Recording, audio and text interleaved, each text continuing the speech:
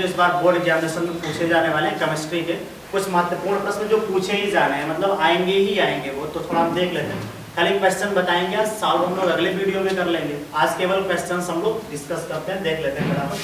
सबसे पहले देखिएगा फर्स्ट चैप्टर की बात करें तो फर्स्ट चैप्टर से योगात्मक अपक्रिया मान चलिएगा पूछता ही पूछता है।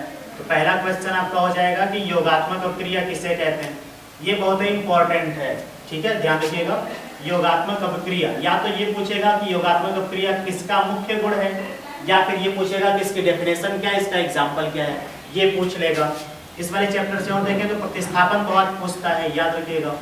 प्रतिस्थापन बहुत पूछेगा, या तो कहेगा कि बताइए ये किस प्रकार की अभिक्रिया है, उसमें ये पूछ लेगा, या फिर कहेगा कि प्रतिस्थापन अभिक्रिया की परिभाषा और उदाहरण दीजिएगा, ये पूछ सकता है। या फिर आपसे पूछेगा कि प्रतिस्थापन अभिक्रिया किसका मुख्य गुण है। इस तरीके के क्वेश्चन ऑप्शनल में आ सकते हैं। इस बार 20 नंबर का ऑप्शनल आ रहा है, आपको पता होगा सबको।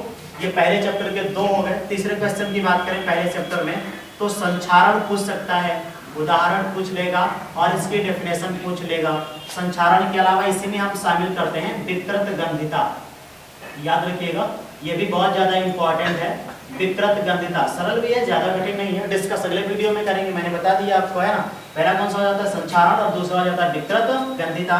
इस चैप्टर में ज्यादातर आपका यही पूछेगा और बहुत मान लीजिएगा बहुत टफ कोई पेपर बनाने वाला है तो वो ऑक्सीकरण आपसे पूछ सकता है।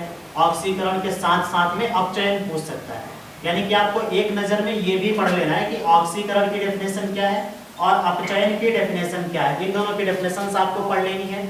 इसके अलावा देखिएगा इसमें एक क्वेश्चन में कभी कभी रिएक्शन दे देता है और रिएक्शन देने के बाद वो कहता है कि ऑक्सीकारक इसमें क्या है बताइए। ऑक्सीकारक आपसे पूछ लेता है, छांटिए क्या ऑक्सीकारक है।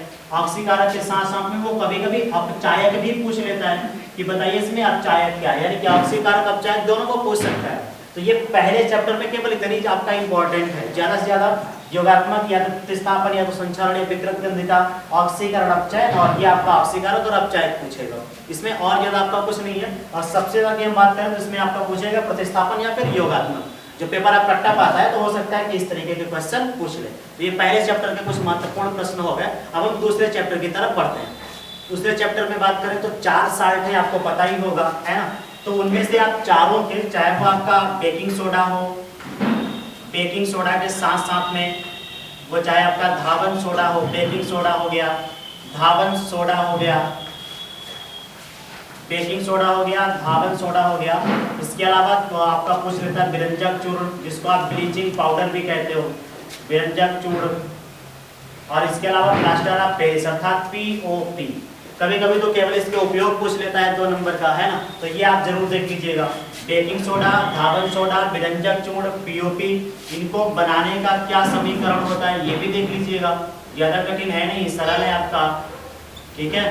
बनाने का समीकरण, इसके उपयोग देख लीजिएगा, 2 उपयोग आप याद कर लीजिएगा।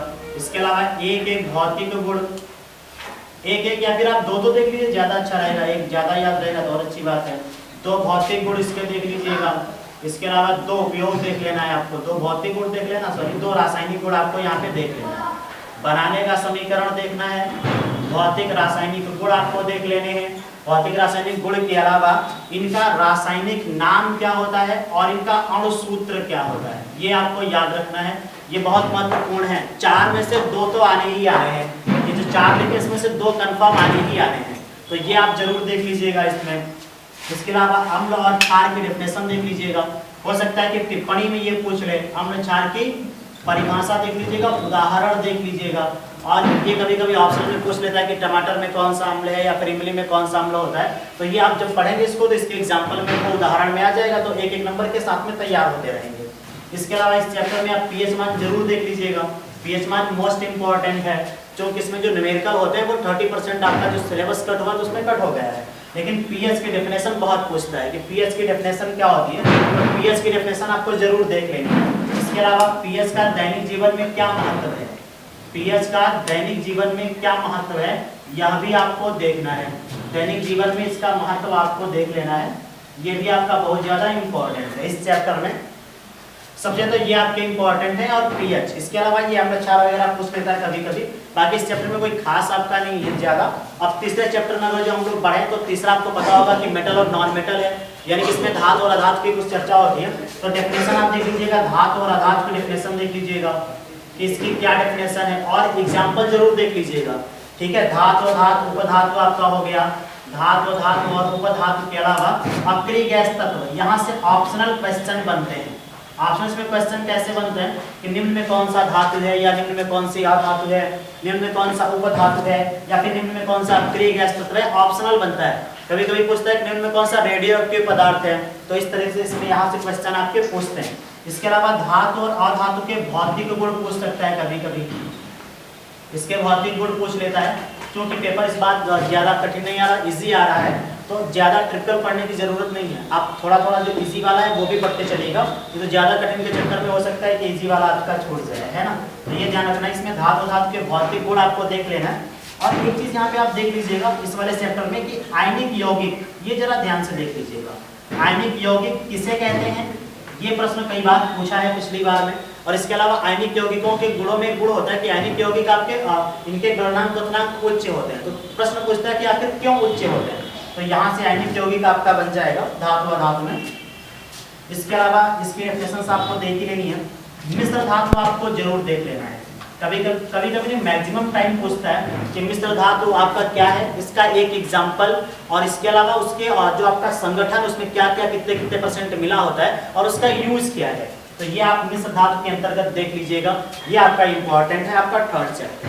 थर्ड चैप्टर में और क्या आपका बचा हुआ, इसमें एक आध बात पूछता है कि कॉपर का प्रमुख अयस्क, कॉपर का प्रमुख अयस्क पूछता है, कॉपर का प्रमुख अयस्क, ये भी आप देख लीजिएगा। ये एक नंबर में चूंकि एक शब्द का ये उत्तर होता है, लेकिन 2 अंक ये दे जाएगा, कॉपर का प्रमुख अयस्क, ठीक है। ध्यान से इसको पढ़ लीजिएगा, देख लीजिएगा। इस वाले में टिप्पणी में आपका पूछता है कि भर्जन पर टिप्पणी लिखिएगा, भर्जन पे बहुत बार पूछता है, निस्तापन पे आपका टिप्पणी पूछता है ना। भर्जन पे हो गया, निस्तापन पे आपका टिप्पणी हो गया, प्रगलन पर भी आपका टिप्पणी पूछ लेता है, ठीक है। इसके अलावा एक इसमें और हेडिंग है विद्युत अपघटनी विधि, ये धातुओं के शोधन की आधुनिक विधियों में से एक है विद्युत अपघटनी विधि।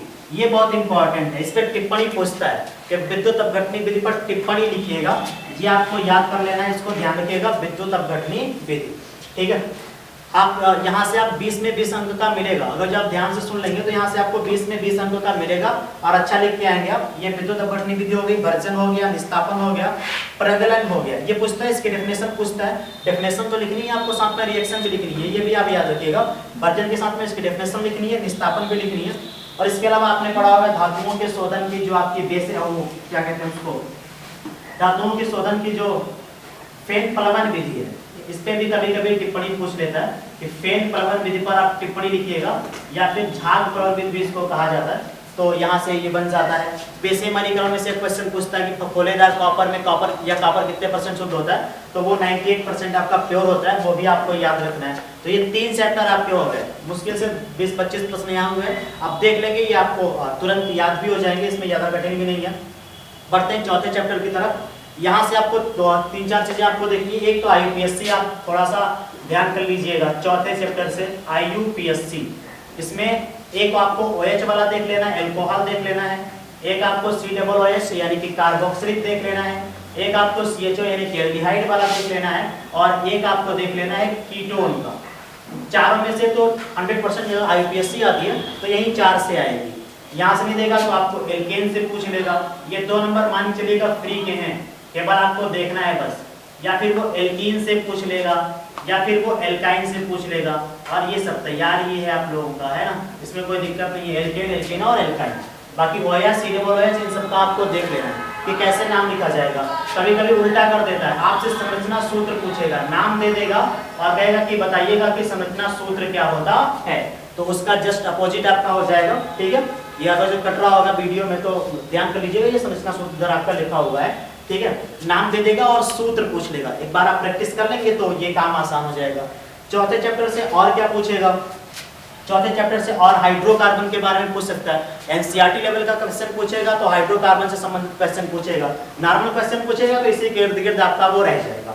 इसके अलावा इस चैप्टर में क्या होता है जब, हम दूसरे वीडियो में जितना भी आपका क्या होता है जब जल्दी अपलोड कर देंगे, तो उसमें भी 20 हम केवल देंगे और 20 में आपके साथ के साथ फंस जाएंगे, याद रखिएगा। इसमें आपका एक एथिल एल्कोहल है, पढ़ा होगा, सबने पढ़ा होगा लगभग, एथिल एल्कोहल। तो एथिल एल्कोहल से बहुत क्वेश्चन बनते हैं और ये बनते हैं केवल क्या होता है जब। पहले कभी पूछता था कि एथिल एल्कोहल बनाने की विधि लिखिएगा, इसके भौतिक रासायनिक गुण लिखिएगा, लेकिन अब नहीं पूछता है। अब केवल एथिल एल्कोहल से जो रिएक्शन है, इसके केमिकल प्रॉपर्टीज जो हैं, उसमें केवल यही पूछता है कि क्या होता है जब। एथिल एल्कोहल की क्रिया हम सोडियम से करवाते हैं, एथिल एल्कोहल एसिटिक अम्ल से करवाते हैं, तो वो अलग हम रखेंगे, इसके साथ में शामिल नहीं कर रहे हैं। इसके अलावा इसमें एक केमिकल रिएक्शन में आता है हैलोफॉर्म रिएक्शन है इसकी, जो एथिल एल्कोहल देता है। तो कभी कभी हैलोफॉर्म अभिक्रिया पर टिप्पणी पूछ लेता है कि हैलोफॉर्म अभिक्रिया पर इसकी क्या टिप्पणी होती है। और एथिल एल्कोहल का एक गुण है एस्टरीकरण का। एस्टरीकरण पर बहुत बार जो है टिप्पणी पूछता है। आप आंसर उठा के देखेंगे तो हर सेट में लगभग आपको एस्टरीकरण मिल ही जाएगा।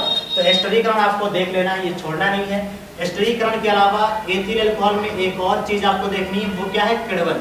कई बार ये हम देख के नहीं जाते और अक्सर ये पूछ लेता है किण्वन, तो आपको किण्वन भी देख लेना है और एस्टरीकरण भी देख लेना है और हैलोफॉर्म क्रिया भी आपको देख लेना है, ठीक है। इसके अलावा आपका बचता है एसिटिक अम्ल। इस चैप्टर में एसिटिक अम्ल बचता है। तो ठीक जिस तरीके से एथिल एल्कोहल से क्वेश्चन बनते हैं क्या होता है जब, ठीक उसी तरीके से एसिटिक अम्ल पर भी क्वेश्चन बनते हैं क्या होता है जब। तो ये वाला और इस वाले का क्या होता है जब हम अलग एक वीडियो बना देंगे। अभी मैंने आपसे कहा था, है ना, एसिटिक अम्ल बनाने को अब नहीं पूछता है, पहले कभी पूछा करता था लेकिन अब नहीं पूछता है।